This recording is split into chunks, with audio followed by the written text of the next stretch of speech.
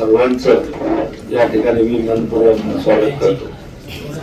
आजची जी मी सांगितलं दोन्ही उपमुख्यमंत्री, मुख्यमंत्री, राज्यपाल आणि राष्ट्रपती ज्या जिल्ह्यामध्ये तुम्ही आरोग्य शिबिर, राष्ट्रीय आरोग्य शिबिर घेतात आणि या महासंमेलन सोहळ्याचे जे अध्यक्ष उपाध्यक्ष म्हणून नमस्कार। सर्वप्रथम अगदी शॉर्ट नोटीसवर आपण सर्वजण या ठिकाणी सर्व जे कलेक्टर साहेब पण या ठिकाणी आमचे उपस्थित आहेत।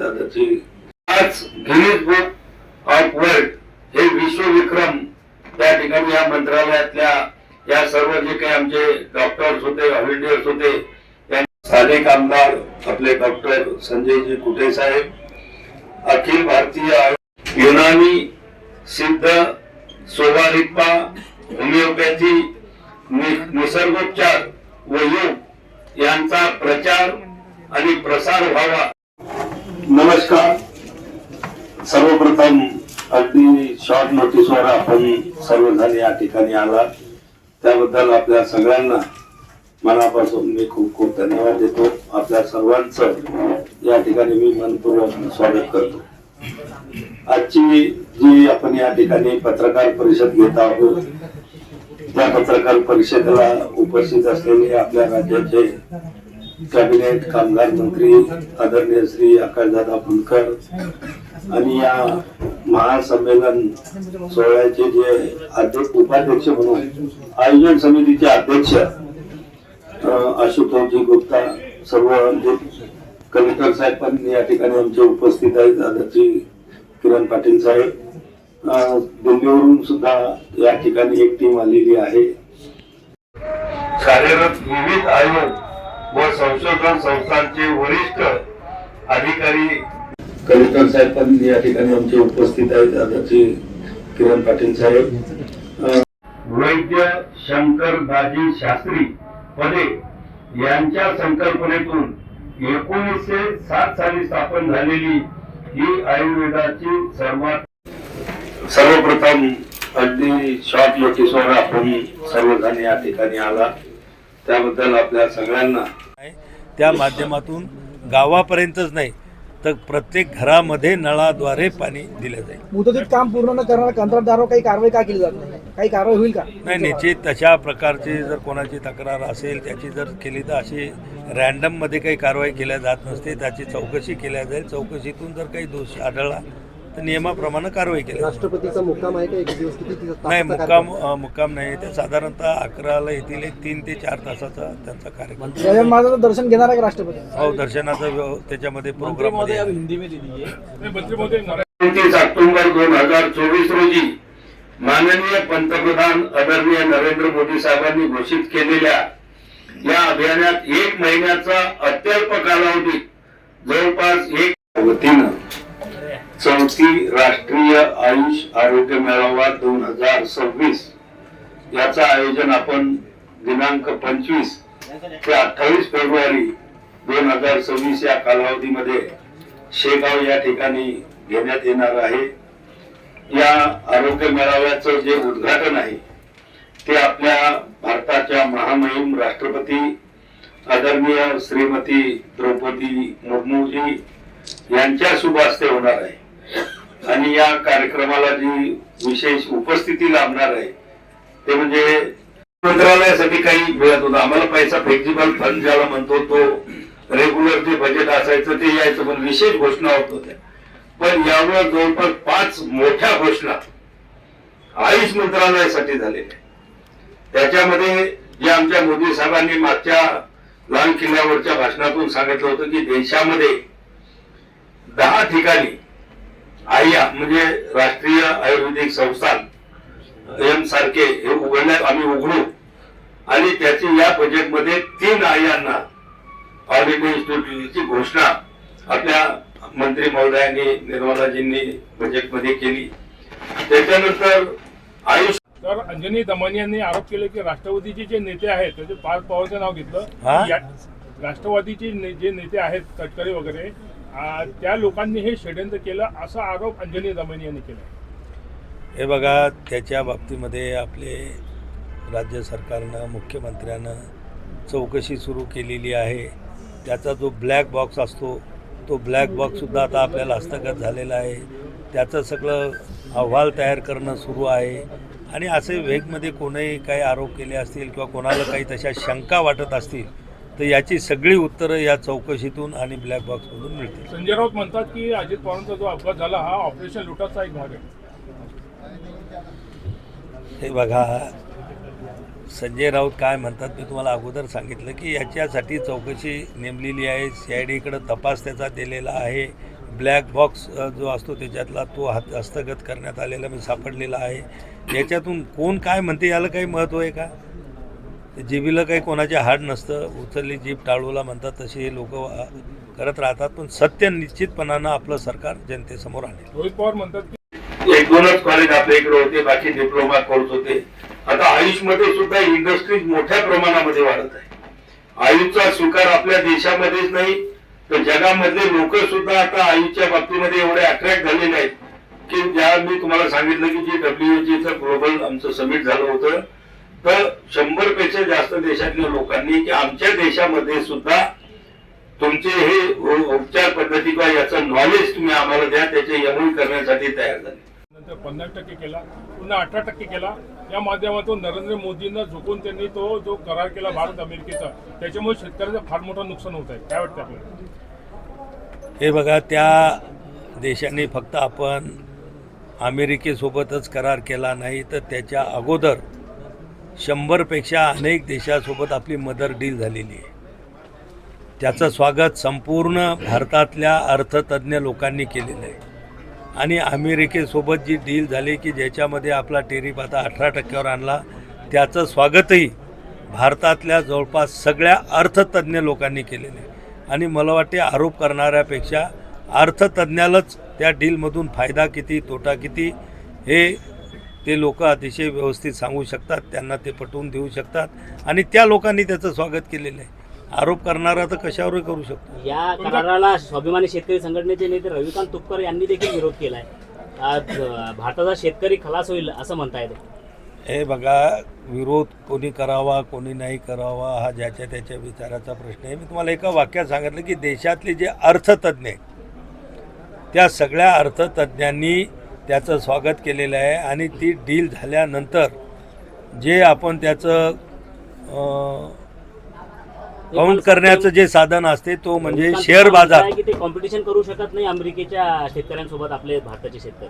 शेअर बाजारामध्ये जी एकदम 2,500-3 हजारापेक्षा सुद्धा जी काही उचल एका करारामुळे आली याच्यावरून तुम्ही समजून घ्या की तो जर आपल्या देशासाठी किंवा देशातल्या शेतकऱ्यासाठी नुकसानीचा असता तर शेअर बाजार कोसळला असता. इतका अपग्रेड एकदम झाला नसतो. काच पडलेले असतात, अतिक्रमण झालेले असतात, तर त्यासाठी आपण काही करणार आहे का? ठीक आहे, मी राज्य सरकारला सांगेल, PWDला सांगेल. ते डायरेक्ट माझ्या अखत्यारीत येत नाहीत पण मी त्यांना नक्की सांगेल. बुलढाण्याचा स्त्री रुग्णालयाचा रस्ता पण खूप खराब झालेला आहे. रुग्णालय इतकं हायटेक आणि रस्ता खराब. कुठलं? बुलढाणा स्त्री रुग्णालय बुलढाणा येथे. हे बघा, आपण लोक बी पत्रकार आहेत. माझी विनंती आहे की हे बघा, स्वास्थ्य विभाग स्वास्थ्य सेवा लोकांना देणं, आरोग्य सेवा देणं हे 100% काम राज्य सरकारचं आहे. केंद्र सरकारचा जो पार्ट याच्यामध्ये जो आहे की तो राज्य सरकारला फायनान्शियल सपोर्ट करणं, त्यांना कुठं अडचण येत असेल तर टेक्निकल सपोर्ट करणं. केंद्र सरकार स्वतः येऊन कुठलंही हॉस्पिटल चालवत नाही किंवा कुठल्याही हॉस्पिटलमधल्या व्यवस्था नाही. कारण राज्य सरकारचे जे प्रस्ताव आमच्याकडे येतात त्यांना आर्थिक मदत आम्ही करतो. त्यांना जे काही टेक्निकल सपोर्ट लागतो त्यांच्या ज्या मागण्या आमच्याकडे येतील त्याला आम्ही केंद्र सरकारचा आरोग्य विभाग. गडचिरोली जिल्ह्याला केंद्र सरकारने स्टील हब घोषित केले. 7.5 लाख कोटीचं इन्व्हेस्टमेंट त्यांनी करत आहे. तर आयुष मंत्रालयातर्फे तिथल्या आदिवासींसाठी काही विशेष प्लॅन आहेत? हे बघा, आपलं जे आयुष आहे हे विशेष करून जे काही आदिवासी असतील, शेड्यूल ट्राईब लोक असतील याच्यामध्ये मोठ्या प्रमाणामध्ये आयुषचा उपचार केल्या जातात. आयुषमधूनच त्या लोकांवर सेवा दिल्या जाते. आणि म्हणून आता आम्ही एक प्रस्ताव ठेवला होता, त्याला लवकर मंजुरा मिळेल. जसे हिंदू हृदय सम्राट बाळासाहेब ठाकरे आपल्या दवाखाने जसे आपण आपल्या इकडं ॲलोपॅथीचे उघडले तर त्याच धर्तीवर आम्ही आता एक योजना आणतोय की सगळ्या ट्रायबल एरियामध्ये हिंदू हृदय सम्राट बाळासाहेब ठाकरे याच्यावर 15 वित्त आयोगातून आयुषचे हॉस्पिटल हे त्या ठिकाणी दुर्गम भागामध्ये किंवा शेड्यूल ट्राईब एरियामध्ये उघडल्या आहेत. हे देखा आपल्या देशाचं संविधान आहे. या संविधानामध्ये सगळ्या पदाबद्दलचं सगळं विस्तृत त्याच्यामध्ये केलेलं आहे. कोणतं पद संविधानिक आहे, कोणतं असंविधानिक आहे. तर हे पद आहेत, त्याच्यात त्यांना म्हणायचं काय कारण नाही. ते आपल्या आणि आपलं जे केंद्र सरकारचं सरकार असेल, राज्य सरकार असेल, देशाचा कारभार असेल, हा संविधानानुसार चालतो.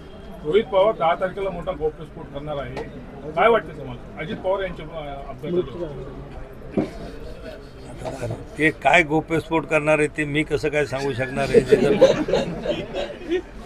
पंतप्रधान यांच्यावर हल्ला करण्यासंदर्भात अध्यक्षांनी सांगितले आहे आणि काँग्रेस म्हणते की हा खोटारडेपणा आहे. नाही, ही गोष्ट त्याच्यामध्ये थोडंफार तथ्य असं आहे की त्या दिवशी मी स्वतः सभागृहामध्ये होतो. काँग्रेसच्या महिला सदस्य आणि काही काँग्रेसचे सदस्यसुद्धा अगदी पंतप्रधानाची जी बसण्याची जागा असते, ज्या ठिकाणावर पंतप्रधान येऊन राष्ट्रपतीच्या अभिभाषणाचं त्या ठिकाणी सांगता करणार होते, धन्यवाद प्रस्ताव त्या ठिकाणी मांडणार होते, त्याचा समारोप करणार होते, तर ते पंतप्रधानाचा जागा ओलांडून आतपर्यंत ते लोक त्यामध्ये आलेले होते. पण त्यावेळेस सगळ्या भाजपच्या लोकांनी अतिशय शांतता, संयम या ठिकाणी ठेवला. वास्तविक पाहता विरोधी पक्षांनी विरोध करणं, घोषणा देणं किंवा त्या याच्यामध्ये येणं, लॉबीमध्ये येणं इथपर्यंत ठीक आहे. खालच्या मैदानामध्ये येणं, अध्यक्षाच्या समोर येऊन घोषणा देणं इथपर्यंत ठीक आहे.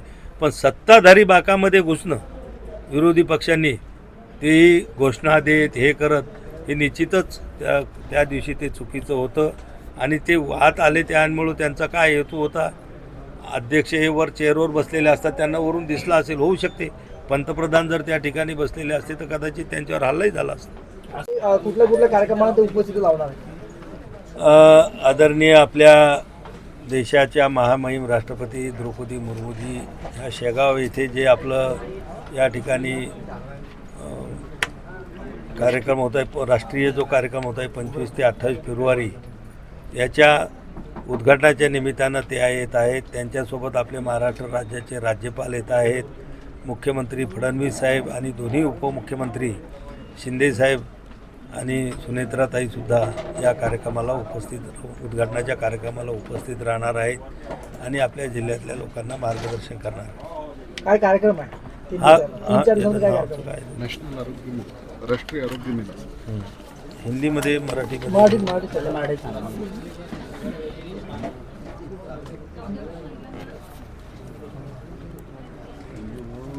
या ठिकाणी हा जो राष्ट्रीय आरोग्य मेळावा हा कार्यक्रम आपल्या शेगावला होत आहे. विशेष म्हणजे आतापर्यंत असे कार्यक्रम विशेष करून आपल्या बुलढाणा जिल्ह्यामध्ये असतील, विदर्भामध्ये असतील किंवा आपल्या परिसरामध्ये झालेले नव्हते.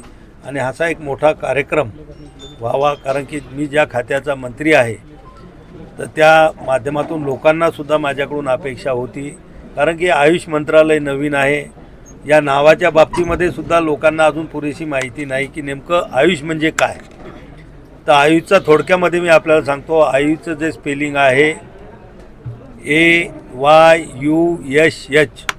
ए म्हणजे आयुर्वेदा, वाय म्हणजे योगा नॅचरोपॅथी, यू म्हणजे युनानी, यस म्हणजे सिद्ध आणि एच म्हणजे होमिओपॅथी. तर हे सगळं जे आपल्या ट्रेडिशनल उपचार, पारंपरिक उपचार पद्धती मिळून हे मंत्रालय तयार झालेलं आहे. आणि त्याचा एक चांगला कार्यक्रम या ठिकाणी व्हावा, लोकांनासुद्धा पारंपरिक उपचार पद्धतीचं ज्ञान व्हावं म्हणून आपण विशेष करून शेगावसारख्या या संत गजानन महाराजांच्या वास्तव्यानं पुनीत झालेल्या या संतभूमीमध्ये आपण हा कार्यक्रम ठेवलेला आहे. आदरणीय आपल्या देशाच्या महामहिम राष्ट्रपती द्रौपदी मुर्मूजी शेगाव येथे जे आपलं या ठिकाणी कार्यक्रम होत आहे, राष्ट्रीय जो कार्यक्रम होत आहे 25 ते 28 फेब्रुवारी, याच्या उद्घाटनाच्या निमित्तानं ते येत आहेत. त्यांच्यासोबत आपले महाराष्ट्र राज्याचे राज्यपाल येत आहेत, मुख्यमंत्री फडणवीस साहेब आणि दोन्ही उपमुख्यमंत्री शिंदे साहेब आणि सुनेत्राताई सुद्धा या कार्यक्रमाला उद्घाटनाच्या कार्यक्रमाला उपस्थित राहणार आहेत आणि आपल्या जिल्ह्यातल्या लोकांना मार्गदर्शन करणार. काय कार्यक्रम आहे? नॅशनल आरोग्य, राष्ट्रीय आरोग्य मेळा. हिंदीमध्ये मराठी मराठी सांगा.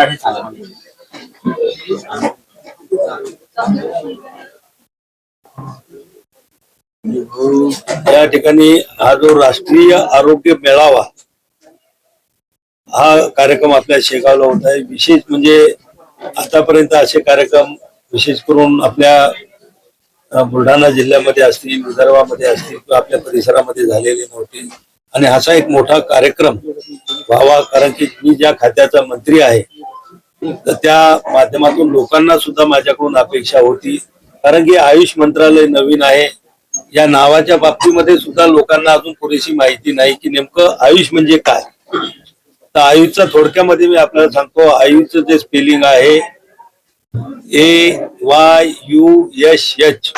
ए म्हणजे आयुर्वेदा, वाय म्हणजे योगा नॅचरोपॅथी, यू म्हणजे युनानी, यस म्हणजे सिद्ध आणि एच म्हणजे होमिओपॅथी. तर हे सगळं जे आपल्या ट्रेडिशनल उपचार, पारंपरिक उपचार पद्धती मिळून हे मंत्रालय तयार झालेलं आहे.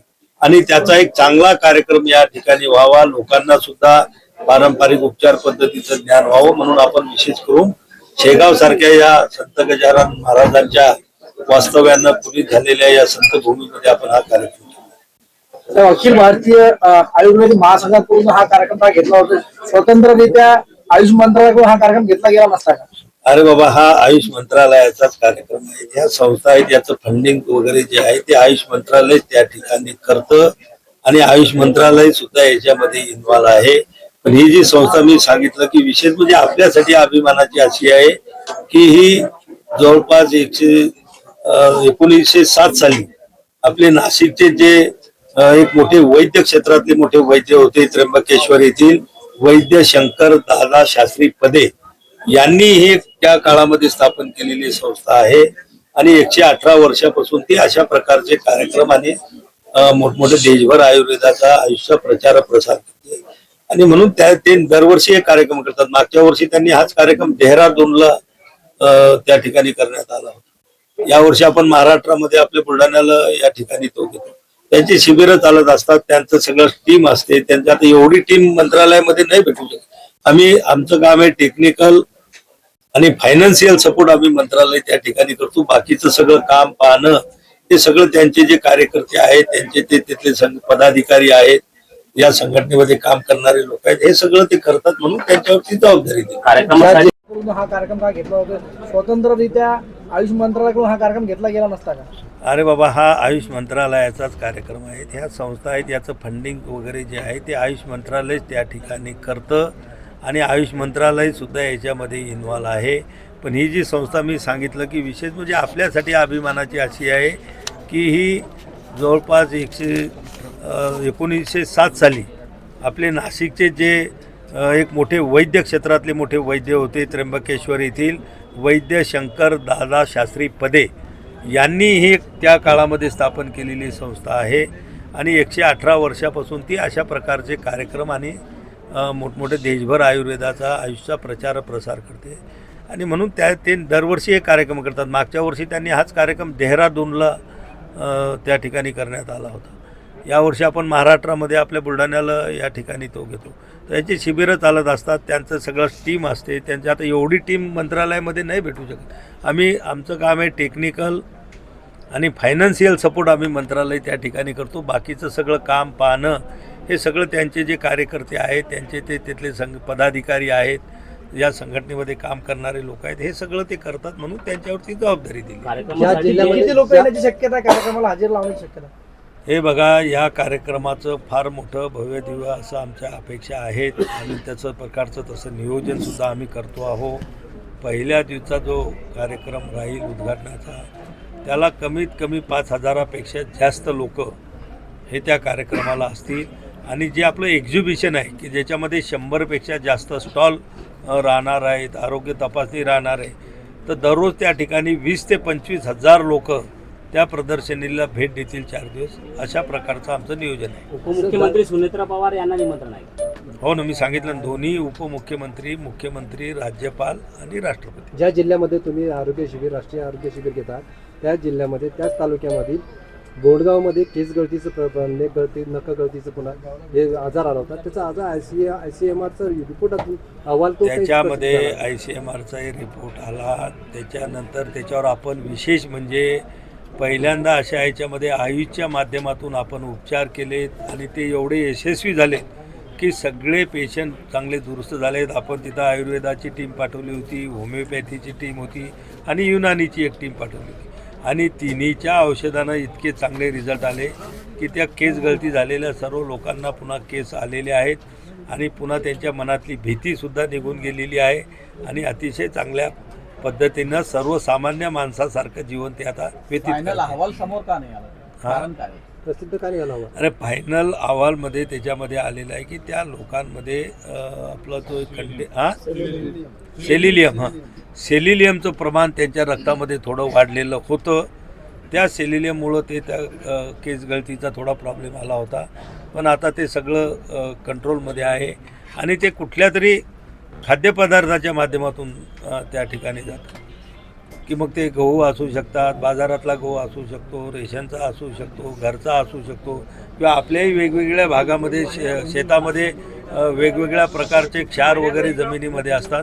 त्याचा तो होता. त्याच्यामध्ये ते सेलिलियम त्यांनी शोधून काढलं आणि त्याच्यावर उपचार केले गेले आणि मंत्री महोदय, कार्यक्रम घेण्याचा रेशनच्या पाठिंबा- गावातून ते आलेलं असं शंका व्यक्त केली गेली होती. रेशन कंत्राटदार किंवा रेशन पुरवठादाराला वाचवण्याचा प्रयत्न होतो का ICMRचा रिपोर्ट दाबून? हे बघा, ना रेशन कंत्राटदार गहू तयार करत, ना रेशन विक्रेता शेतातल्या स्वतःच्या शेतातले गहू विकत. हे गहू देशभरामध्ये लेव्हीच्या माध्यमातून हे गहू जमा होत असतात.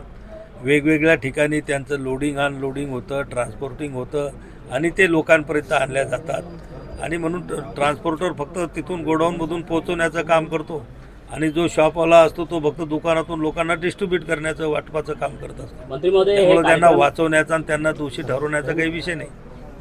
कार्यक्रम घेण्याचा पाठीमागचा उद्देश काय?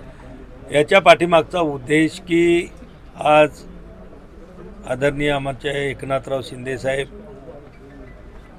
यांच्यामुळं मला केंद्रामध्ये मंत्रिपद मिळालं आणि आदरणीय मोदी साहेबांनी त्यांचं आवडतं आयुष खात्या हा विभाग माझ्याकडे त्यांनी स्वतंत्र प्रभार म्हणून दिला आणि बुलढाणा जिल्ह्यातल्या लोकांनासुद्धा या मंत्रालयाच्या माध्यमातून आपल्याला काही सेवा करता येत असेल, त्यांना काही देता येत असेल, त्यांच्या ज्ञानामध्ये उत्पन्नामध्ये भर पडता येत असेल तर ते आपण केलं पाहिजेत हा एक हेतू माझ्या मनामध्ये होता. आणि अनेक आमच्या कार्यकर्त्याची सुद्धा मागणी होती की बुवा त्यांना अशा प्रकारचं एखादं आयुषचं शिबिर मोठं आपल्या बुलढाणा जिल्ह्यामध्ये झालं पाहिजे, ते आपण घेतो. आपण खामगाव जालना महामार्गासाठी खूप प्रयत्न केले. बजेटमध्ये कुठलीच ठोस दिसलेली तरतूद खामगाव जालना महामार्गासाठी. बजेटमध्ये कुठला रस्ता आला रेल्वे मार्ग. नाही, कुठला रेल्वे मार्ग आला बजेटमध्ये? आता रेल्वेचं बजेट हे संयुक्त बजेट आहे. त्या ठिकाणी नवीन मार्ग करण्यासाठी त्याच्यामध्ये रँडम निधी त्या ठिकाणी दिला जातो आणि मग वर्षभर त्याच्यातून नवीन नवीन मार्गांना स्वीकृती देऊन ते कामं घेतल्या जात असतात. आणि आपला जो खामगाव जालना रेल्वे मार्ग आहे त्याचा ड्राफ्ट तयार आहे. फक्त आता त्याचं सगळी प्रक्रिया पूर्ण झालेली आहे. फक्त कॅबिनेटची औपचारिक मंजुरात जी असते ती त्यांना घ्यावं लागणार आहे. एखाद्या कॅबिनेटच्या मिटिंगमध्ये त्याला मिळेल आणि आपला खामगाव जालना निश्चितपणानं लवकरात लवकर सुरू पण होईल आणि पूर्ण पण होईल. ज्या जिल्ह्यामध्ये तुम्ही आरोग्य शिबिर घेत आहात त्याच तालुक्यामध्ये आणि आदिवासी पट्ट्यामध्ये खारपान पट्टा आहे, किडनीनं हजारो लोक मृत्युमुखी पडले. त्याच्यासाठी पाण्याची अद्यापर्यंत व्यवस्था नाही झाली. काय आरोग्य हे शिबिराचं बघा, काय? याच्यामध्ये मी खासदार झाल्यानंतर आणि इथलचे जे आमचे स्थानिक आमदार होते, संजय कुटे साहेब असतील, आकाशदादा फुंडकर, त्यांच्याही मतदारसंघातले काही गावं येतात. पहिल्यांदा आम्ही तिघांनी विशेष प्रयत्न करून 140 गाव पिण्याच्या पाण्याची योजना आम्ही त्यावेळेस मंजूर करून घेतली. ही जी 140 गावं आहेत त्याच्यापेक्षाही जास्त गाव आहेत. 140 गाव जवळ आणि त्या 140 गाव 1 मिनटं 140 गावातल्या जवळपास 80-90% गावापर्यंत ते पाणी गेलेलं आहे. काही गावामध्ये अंतर्गत डिस्ट्रीब्युशन असेल, काही गावामध्ये पाण्याच्या टाक्या ज्यावेळेस तो DPR तयार झाला होता, काही गावामध्ये जुन्या टाक्या उभ्या होत्या म्हणून त्यांनी DPRमध्ये नवीन टाक्या घेतल्या नव्हत्या. आता त्या जुन्याही नादुरुस्त झाल्या. अशा काही किरकोळ त्याच्यामध्ये अडचणी आहेत, पण मॅक्झिमम गावापर्यंत गेलेलं आहे. आणि मला सांगायला आनंद होतो की आता या खारपान पट्ट्यातले आपल्या बुलढाणा जिल्ह्यात असलेल्या गावामधले किडनी पेशंट पण मोठ्या झपाट्यानं कमी होत आहे. कारण की हे ते क्षारयुक्त पाणी पिल्यामुळंच हे किडनीचे प्रॉब्लेम आले होते. आता लोकांना शुद्ध पिण्याचं पाणी मिळत असल्यामुळं किडनीचं पुढच्या येणाऱ्या काळामध्ये 100% किडनीचे पेशंट कमी होतील. मनापासून या ठिकाणी स्वागत करतो. खरं म्हणजे हा जो 25 फेब्रुवारी रोजी